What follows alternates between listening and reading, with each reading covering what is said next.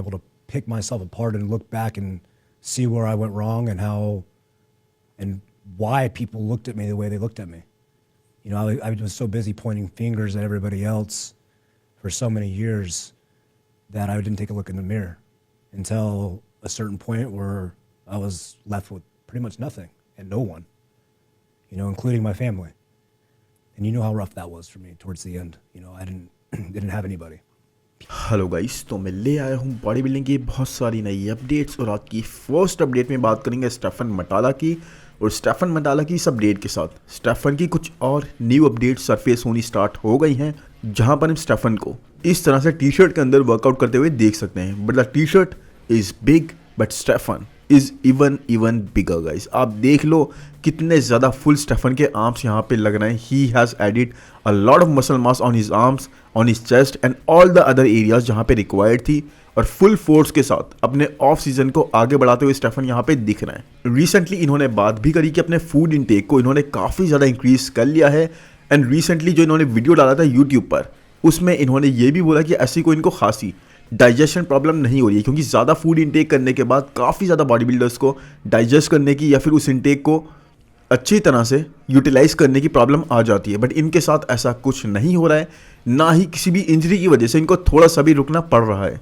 सो आपको बता दूं, Stefan has qualified 2 years in a row guys, यानी कि 2 साल लगातार मिस्टर ओलंपिया के लिए क्वालिफाई होने के बाद उसके बाद भी इन्होंने एक बार भी मिस्टर ओलंपिया के स्टेज पर compete नहीं करा। इनफैक्ट लास्ट ईयर गाइस, जब पैट्रिक टूर की गाइडेंस में इन्होंने compete करा था टू क्वालिफाई, वहाँ पर जीत कर इन्होंने क्वालिफाई कर तो लिया था, बट उसके बाद में पिटोर ने खुद बोला था अपने एक वीडियो के अंदर, अपनी एक स्टोरी के अंदर, कि यहाँ पर स्टेफन ने काफ़ी ज़्यादा अपना वाव फैक्टर लूज़ कर दिया था। वो फुलनेस वो लूज़ कर देते हैं जब भी क्लासिक डिवीजन के वेट कैप में आने की कोशिश करते हैं।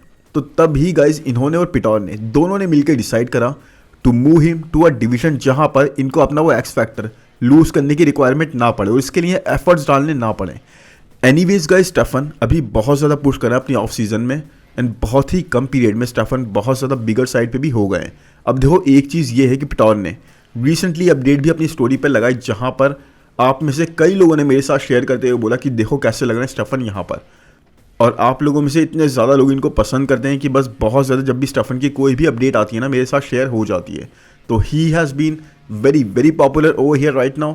सो मैं आपको एक चीज़ बता दूंगा इसकी, आई डोंट थिंक ये अभी की अपडेट है स्टेफन की। यस, और ऐसा मैं सिर्फ 2 रीजन की वजह से बोल रहा हूँ। पहला तो ये कि स्टेफन की कंडीशनिंग देखो यहाँ पर इस अपडेट के अंदर, मसल सेपरेशन बहुत ही ज़बरदस्त है और जैसी लाइन्स आ रही है कॉर्ड्स पर कितने ज़्यादा ये पील दिख रहे हैं।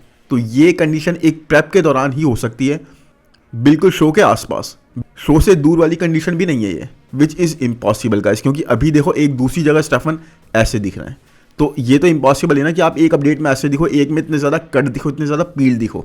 और इसके साथ ही इन्होंने अनाउंस भी नहीं करा कि मैं किसी और शो में compete कर रहा हूँ। एंड अगर दूसरी बात करूँगा इस, तो वो है आप इनका यहाँ पर साइज देखो इस अपडेट के अंदर। Is actually Stefan looking bigger to you? क्या आपको सच में यहाँ पर स्टेफन बिगर साइड पे दिख रहा है? नहीं गाइज, ये बिल्कुल क्लासिक वाला वर्जन ही लग रहा है। और क्योंकि शो से थोड़ा सा दूर है इस पॉइंट पर, तो हो सकता है इसीलिए गाइज और थोड़ा सा बिगर साइड पे लग रहा है। बट कहीं से भी गाइज ये एक ओपन डिवीजन वाला साइज तो कैरी नहीं कर रहा है।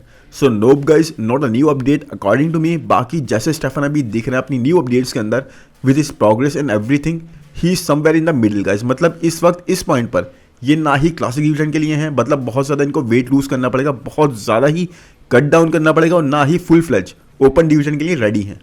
अभी अगर इस पॉइंट पर स्टेफन वेट कट करना स्टार्ट करेंगे, तो इवन दो इतने बल्कियर बिगर साइड पे ये हैं, बट अपने शेप को इंटैक्ट रखे हुए हैं, उसके बाद भी गाइज, उसके बाद भी अच्छा खासा मास इनको लूज करना ही पड़ेगा। इसलिए he needs to push even harder in the same manner. And उसके बाद गाइज कम से कम गाइज 20 से 25 पाउंड्स मसल अपने फ्रेम पर अभी इनको और ऐड करने की रिक्वायरमेंट है, और तब ही डिसाइड करें to get back on the stage, नहीं तो दिक्कत आ जाएगी। बाकी एनीवेज, इसके बाद अगर बात करें नेक्स्ट अपडेट की गाइज, तो वो है जेरेमी बॉन्दिया की। एंड एक बहुत ही इंटरेस्टिंग अपडेट है ये, क्योंकि आप में से बहुत सारे लोग ये चीज़ जानना चाहते थे। बाकी एक चीज़ आपको और बता दूं कि हैनी रैमबर्ट का जो चैनल है, जहाँ पर ये पॉडकास्ट करते हैं द ट्रूथ पॉडकास्ट के नाम से, वहाँ पर कई सालों के बाद, मतलब सालों से, जिस चीज़ का लोग वेट कर रहे थे, जिस एक्सप्लेनेशन का लोग वेट कर रहे थे, जिस स्टोरी के अनफोल्ड होने का लोग वेट कर रहे थे, वो चीज़ हो गई है। यस गाइस, हमने हैनी और जेरेमी को साथ देखा एक ही पॉडकास्ट में आपस में एक दूसरे से बात करते हुए, और ये चीज़ हमें देखने को मिली इस पॉडकास्ट के अंदर। सब लोग जानना चाहते थे कि चीज़ें ख़राब कहाँ पे हुई, कैसे इन दोनों की पार्टनरशिप ख़राब हुई, कैसे हैनी ने जेरेमी को ट्रेन करना बंद करा, जेरेमी ने ऐसा क्या करा था, who was in the wrong and stuff like that. So सबसे पहले तो ये देखिए। Being able to pick myself apart and look back and see where I went wrong and how and why people looked at me the way they looked at me.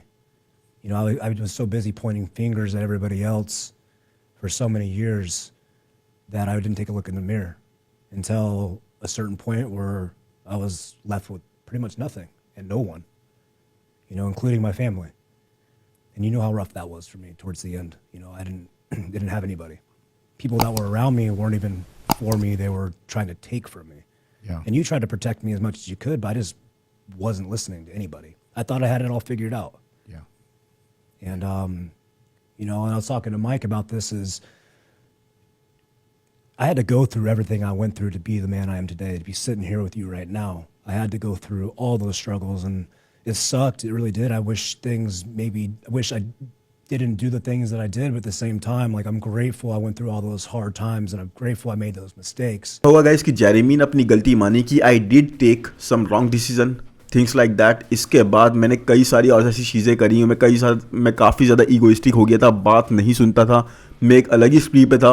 और उसके बाद guys Jeremy ने एक part ये भी बोला कि आपने आंद्रे ड्यू को हायर कर लिया था। Yes guys, as a second men's physique athlete जो हैनी के अंदर ट्रेन करते या इवोजन के अंदर पार्ट होते, तो उससे भी मुझे इशू हुआ। I got insecure, I was surrounded by wrong people. तो अगर मैं आपको स्टोरी बताऊं इस बारे में, तो हैनी के सबसे पहले मेंस फिजिक डिवीजन के क्लाइंट थे जेरेमी बॉन्दिया। जिस वक्त ये डिवीजन स्टार्ट हो रहा था, इसी पॉडकास्ट में इस बारे में बात करी गई थी कि जिस वक्त ये डिवीजन स्टार्ट हो रहा था, तो जेरेमी बिल्कुल स्टार्टिंग में इनके प्रोडक्ट्स यूज़ कर रहे थे, तो इन्होंने इसलिए इनको बुलाया। और फर्स्ट एथलीट, बिकॉज ये सेकंड आया था अपने पहले ही शो में, उसके बाद इन्होंने इनको हायर कर लिया था। तो उसी तरीके से गाइज जेरेमी के आई थिंक माइंड में उस वक्त ये था कि कोई दूसरा एथलीट मेंस फिजिक का ही नहीं आए। बट 2018-2019 के टाइम पे, आई थिंक लास्ट जो ईयर्स थे इनके, उस टाइम पर हैनी ने आंद्रे को भी हायर कर लिया था as a second athlete of men's physique division. तो उससे इनको थोड़ी प्रॉब्लम हुई थी। एनीवेज, इसके बाद एक चीज़ और निकल के आई, यहाँ पर ये सुनिए। Chances are that's where the number one pec tear exercise is flat barbell press. So You told me that my whole career. Yeah. My entire career from start to end. And- That's why when I did it, I'm like, fuck, he's right again. and I even called you the night before and they said, look, 225, 275, you're fine. Try not to go heavier than that. Maybe do some reps with that, something like that point if you really, really need to do it. But don't go heavier than that. And you said, I'm fine, I'm good. And it was like, you know, you're Superman. You know, you wanted to be like, I'm going to prove that I'm a man. It's okay. You don't have to tell me what to do, Dad. I'm going to go ahead and do it. And then the next day, you called me. And what'd you do? Tore my pec. Yeah. How much weight did you use? 405. There you go. Okay. So you put 400 pounds on, tore your pec. And you called me and you're like, just completely shattered, right? Just like, I'm embarrassed too. सो हैनी ने मना करा था। यहाँ पर एक charity event हो रहा था जिसे जेरेमी ने किसी के साथ में मिलकर ऑर्गेनाइज करवाया था, और यहाँ पर हैनी ने साफ बोला था कि भाई आप ऑर्गेनाइज तो कर रहे हो बट बेंच प्रेस मत करना। सबसे ज़्यादा पैक टीयर्स जो होते हैं वो बेंच प्रेस से होते हैं, और इसीलिए मैं आपको नहीं चाहता, मैं अपने किसी भी क्लाइंट को वो एक्सरसाइज नहीं करवाता हूँ। और इसी रीज़न से मैंने आपको भी मना करा था, और मैंने आपको बोला भी था कि अगर आप खुद को पुश करोगे भी, कर लोगे इस इवेंट में, तो 225-275 पाउंड से मैक्सिमम, उससे ज़्यादा वेट पे बेंच प्रेस नहीं करना, नहीं तो पैक टीयर जैसा इशू हो सकता है। बट जेरेमी ने क्या करा, जेरेमी वेंट अहेड एंड इन्होंने वहाँ पर सीधे 405 पाउंड्स की बेंच प्रेस मारने की ट्राई करी। और उसके बाद वही हुआ जिसके लिए हैनी ने उनको पहले ही वार्न कर दिया था कि भाई अगर ये करोगे तो ये होना बहुत ज़्यादा पॉसिबल है, पॉसिबिलिटी बहुत ज़्यादा बढ़ जाएगी। और उसके बाद उनको वही हुआ, उनका साल पूरी तरीके से ख़राब हो गया। बट हाँ, आई थिंक उन्होंने कम्पीट करा था उसके बाद भी, लेकिन वो चीज़ें इम्पैक्ट डालती हैं गाइस। इंजरीज की स्टार्टिंग हो गई थी, तो हैनी ने यही बोला कि तुम्हें दिखाना था कि मैं सुपरमैन हूँ, बहुत ज़्यादा पावरफुल हूँ, तुम अपने एक अलग ही जोन में थे और इसीलिए तुमने वो चीज़ ट्राई करी। और जेरेमी ने फिर बोला कि यस, मैंने आपको कॉल करी और मैंने वही बोला कि जिसका आपको डर था वही चीज़ हो गई है, I got a pec tear. Anyways guys, कई सारी चीज़ें गाइस, ये बहुत अच्छा पॉडकास्ट था, बहुत सारी चीज़ें यहाँ पे निकल के आई। अगर मैं पूरे पॉडकास्ट को कवर करने बैठ जाऊँ तब भी आप लोगों की इंटरेस्ट तो बनी रहेगी, लेकिन वीडियो फिर हो जाएगा 45 मिनट लंबा, एंड फिर आप में से सबकी इंटरेस्ट तो नहीं बट कुछ लोग बोर ज़रूर हो जाएंगे। तो हैनी रैम्बर्ट रिटायर्ड हैं, लेकिन इन दोनों को साथ में देख के बहुत ज़्यादा अच्छा लगा, और लोग इस तरह के अटकलें लगा रहे हैं कि जैसे कि क्रिस बमस्टेड ने रिटायरमेंट के बाद भी एक फाइनल शो पिक कर लिया था, वैसे ही क्या हैनी जेरेमी को एक लास्ट शो के लिए पिक करेंगे और फिर से अपने अंडर ट्रेन करेंगे। क्योंकि देखो रिटायरमेंट यहाँ पे हैनी भी क्रिस की तरह अनाउंस कर चुके हैं, बट एक last show, final show, farewell show for the fans guys, क्योंकि लोग देखना चाहते हैं जेरेमी को फिर से हैनी के अंडर ट्रेन करते हुए। जेरेमी ने बोल भी दिया कि एक लास्ट शो मैं ज़रूर करूँगा, उसके बाद रिटायरमेंट ले लूँगा।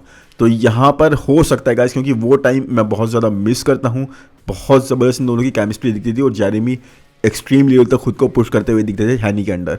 एनीवेज, बहुत सारे लोगों ने, आपको पता ही है, मेंस फिजिक डिवीजन को पसंद ही इसलिए करा, या फिर पॉपुलैरिटी मेंस फिजिक डिवीजन की स्टार्टिंग में जो आई वो जेरेमी की वजह से ही आई, चाहे वो विलन थे इस डिवीजन के, लेकिन एक्चुअली इस डिवीजन को उन्होंने बहुत ऊपर लेके गए। और आई थिंक उसके बाद एरिन ने थोड़ा बहुत ट्राई करा, लेकिन एरिन की स्ट्रीक बहुत जल्दी टूट गई, बहुत जल्दी वो एक टाइटल के बाद ही दोबारा रिक्लेम नहीं कर पाए और उस हाइप वाली चीज़ को उस तरह से कंटिन्यू नहीं कर पाए। एनीवेज, ये पॉडकास्ट ज़रूर देखना, आपको पूरा बहुत ज़्यादा मज़ा आ जाएगा। अब अगर बात करूँ नेक्स्ट अपडेट की गाइस, तो वो है मार्टिन फिट्जवाटर की। एंड मार्टिन फिट्जवाटर की इस अपडेट के अंदर आप देख सकते हो मार्टिन अपने 2025 के गोल्स बता रहे हैं। अब मैं पहले आपको ये बता दूं कि 2024 के सीज़न के ब्रेकआउट स्टार कौन थे। वो थे मार्टिन फिट्जवाटर। इसके बारे में कई जगह, कई पॉडकास्ट में बात हुई। एनीवेज, अब 2025 में क्या होगा, तो इसके लिए मार्टिन ने सेट कर लिए कुछ गोल्स और मार्टिन ने कर दिया है उनको शेयर सबके साथ।